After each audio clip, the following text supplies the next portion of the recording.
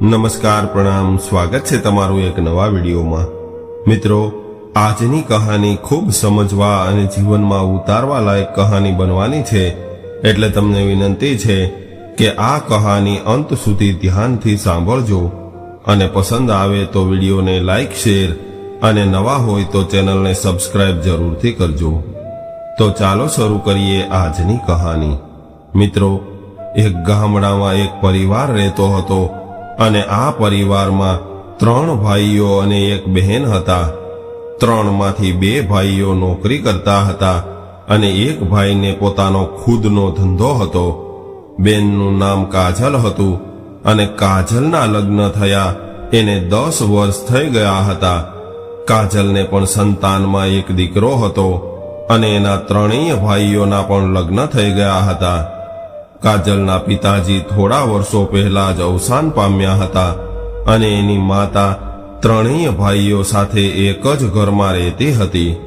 કાજલ રક્ષાબંધનના દિવસે 3 ભાઈઓને રાખડી બાંધવા માટે એના પિયરમાં આવતી અને ત્યારબાદ જો ક્યારેક સમય મળે તો એ વેકેશનમાં પોતાના દીકરાને લઈને પિયરમાં આવતી હતી અને ક્યારેક ક્યારેક તો એવું બનતું કે આ રક્ષાબંધનમાં આવી હોય તો 1 વર્ષ બાદ ફરી પાછું રક્ષાબંધન આવે ત્યારે આવવાનો સમય મળતો।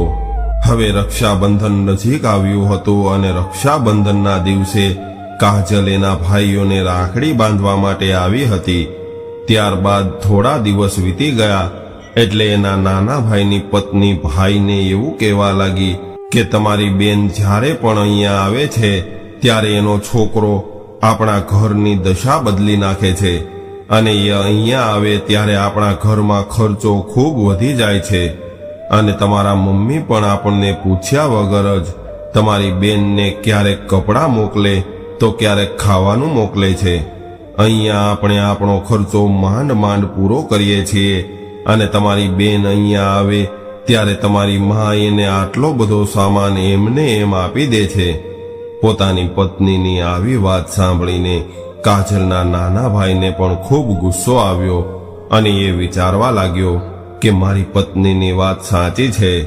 અહીંયા અમે માંડ માંડ અમારા ઘરનો ખર્ચો કાઢીએ છીએ અને મારી મા કાજલને આટલો બધો સામાન એમને એમ આપી દે તો પછી અમારું ઘર કેવી રીતે ચાલશે। થોડા દિવસ બાદ જોગાનું જોગ બહેનને ફરી પાછું પિયરમાં આવવાનું થયું અને કાજલ જ્યારે પણ એના પિયરમાં આવતી ત્યારે એનો દીકરો અહીંયા બધા જ છોકરાઓ સાથે રમવા લાગતો અને આ વખતે પણ કાજલનો દીકરો રમી રહ્યો હતો અને મસ્તી કરવામાં એનાથી કાચની ફૂલદાની તૂટી ગઈ। આ જોઈને કાજલના નાના ભાઈને ગુસ્સો આવ્યો અને એને તરત જ એની પત્નીએ કરેલી વાત યાદ આવી ગઈ। એ કહેતી હતી કે તમે તમારી માને કંઈ કહેતા કેમ નથી? આ આપણું ઘર છે, આ કોઈ સેવાભાવી સંસ્થા નથી કે મન ફાવે એમ બધી વસ્તુનો વેડફાટ કરે। હવે નાનો ભાઈ ગુસ્સામાં આવી ગયો અને એણે એની માને કહ્યું કે મમ્મી, તમે કાજલને સમજાવી દેજો કે આ ઘરમાં એ માત્ર રક્ષાબંધનના દિવસે જ આવે અને હા, બીજી વાત એ છે કે આપણે આપણા ઘરનો ખર્ચો માંડ માંડ ચલાવીએ છીએ, એટલે બહેન આવે ત્યારે તમે એને જે કંઈ પણ વસ્તુ આપો છો એ બધું બંધ કરી દેજો। દીકરાની આવી વાત સાંભળીને માતાની આંખમાં આંસુ આવી ગયા અને એ તરત જ સમજી ગઈ હતી કે અત્યારે ભલે મારો દીકરો આવું કહી રહ્યો હોય પરંતુ આ શબ્દો મારા દીકરાના નથી। બરાબર એ જ સમયે થોડી દૂર ઊભેલી કાજલ પણ આ બધું સાંભળી રહી હતી એટલે એ રડવા લાગી પરંતુ કશું બોલી નહીં। થોડા સમય પછી કાજલ એના દીકરા સાથે સામાન પેક કરીને બહાર આવી અને કહેવા લાગી કે ભાઈ, મને બસ સ્ટેન્ડ સુધી મૂકી જાવને। ત્યારે એનો નાનો ભાઈ બોલ્યો કે અરે બેન, તમે તો ઘણા દિવસ પછી આવ્યા છો એટલે થોડા દિવસ રોકાઈ જાઓ। આવું કહેવામાં નાના ભાઈના શબ્દોમાં લાગણી નામની વસ્તુ ક્યાંય દેખાતી નહોતી। ભાઈએ તો માત્ર કહેવા ખાતર કહ્યું હતું। ત્યારે કાજલે કહ્યું કે ભાઈ, અત્યારે મારે જવું પડશે કારણ કે આવતીકાલથી મારા દીકરાની સ્કૂલ શરૂ થાય છે અને આટલું કહીને બેન ઘરની બહાર નીકળી એટલે નાનો ભાઈ પોતાની ગાડી લઈને એને બસ સ્ટેન્ડ સુધી મૂકવા ગયો. નાના ભાઈ સાથે રસ્તામાં પણ બહેને એક શબ્દની પણ ચર્ચા ન કરી અને બસ સ્ટેન્ડ આવી ગયું અને એ બસમાં બેસીને પોતાના સાસરિયામાં જતી રહી.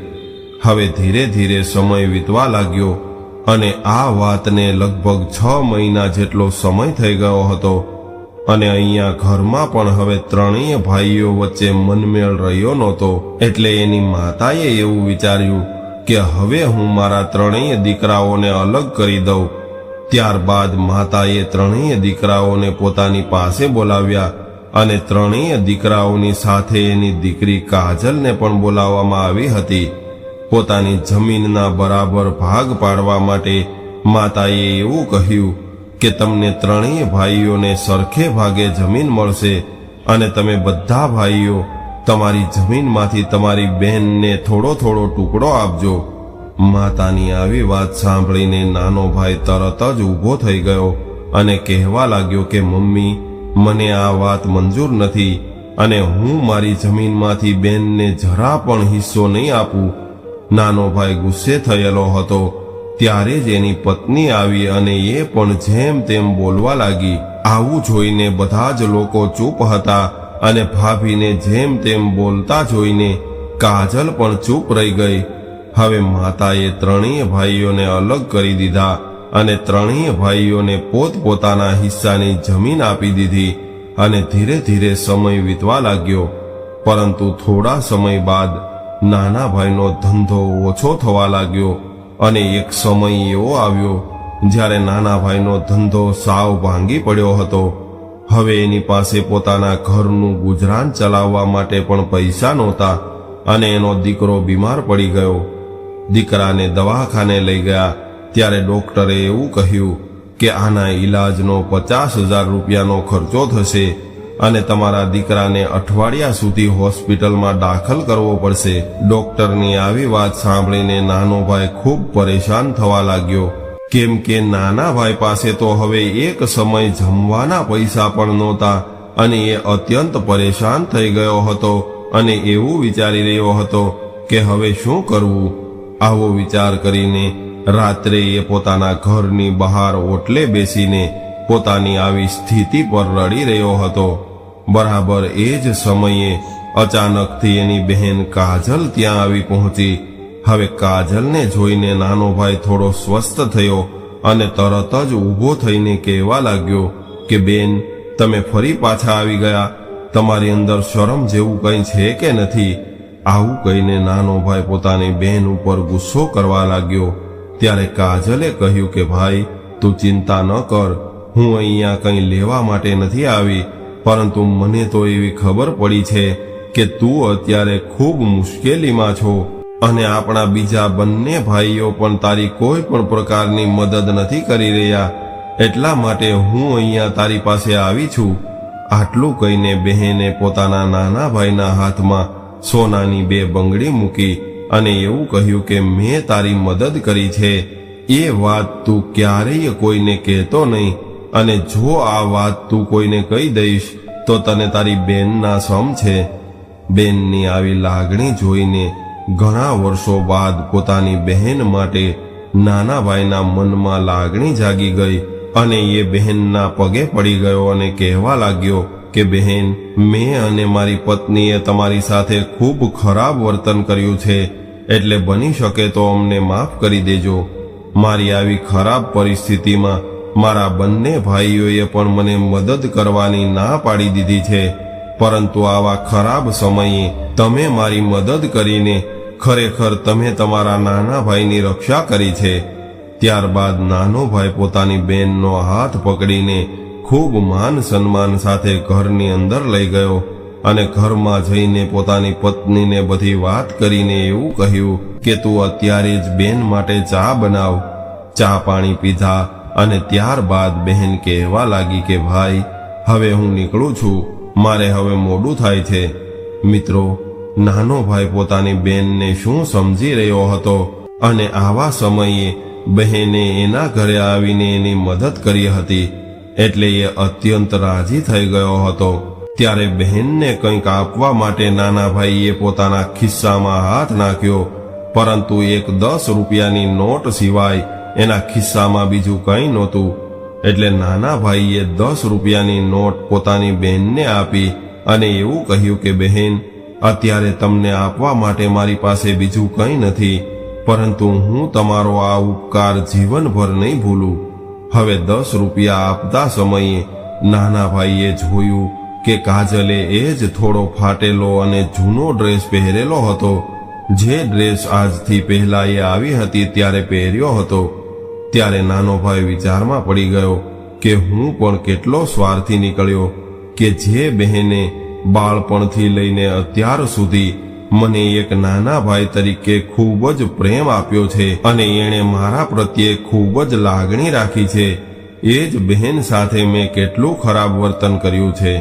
હવે બહેન પોતાના ઘરે જવા માટે નીકળી ગઈ અને બહેને આપેલી સોનાની બંગડી વેચીને નાના ભાઈએ પોતાના દીકરાનો ઈલાજ કરાવ્યો અને ધીરે ધીરે સમય વીતવા લાગ્યો. હવે એનો દીકરો પણ સાજો થઈ ગયો હતો અને થોડા સમય બાદ નાના ભાઈનો ધંધો પણ ફરી પાછો વધવા લાગ્યો હતો અને પહેલા કરતા પણ અનેક ગણો વધી ગયો હતો.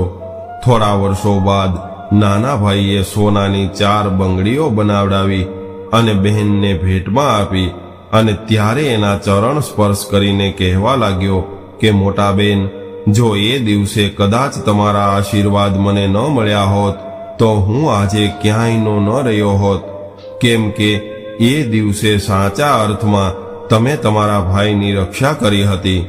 રક્ષાબંધન ભલે વર્ષમાં એક દિવસ આવે છે, પરંતુ બહેનો તો પોતાના ભાઈની રક્ષા કરવામાં કોઈ પણ દિવસની રાહ નથી જોતી. તો મિત્રો, આજની સ્ટોરી તમને કેવી લાગી કોમેન્ટમાં જરૂર જણાવજો અને પસંદ આવી હોય તો વિડીયોને લાઈક, શેર અને નવા હોય તો ચેનલને સબસ્ક્રાઇબ જરૂરથી કરજો. હર હર મહાદેવ.